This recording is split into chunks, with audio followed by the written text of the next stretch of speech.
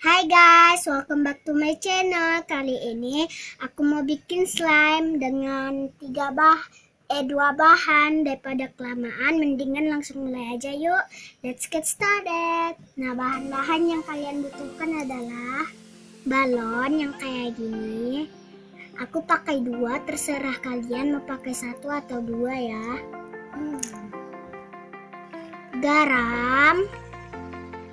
Dan alat-alatnya adalah wadah dan pengaduk. Nah, langsung mulai aja yuk. Nah, yang pertama kita masukin balonnya. Aku masukin semuanya ya.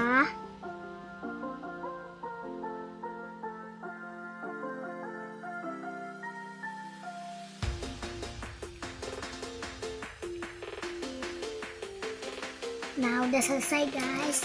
Habis itu setelah itu kita kumpulkan semuanya dulu. Setelah itu kita masukkan garam. Segini dulu ya. Maaf guys, lagi batuk.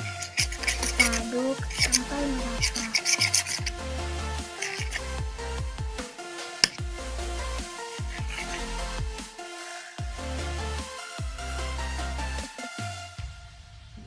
Oke guys, ini udah jadi.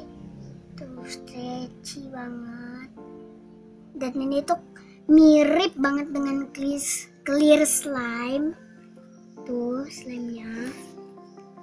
Tuh stretchy. Dan juga clear. Tapi nggak clear banget sih ya guys.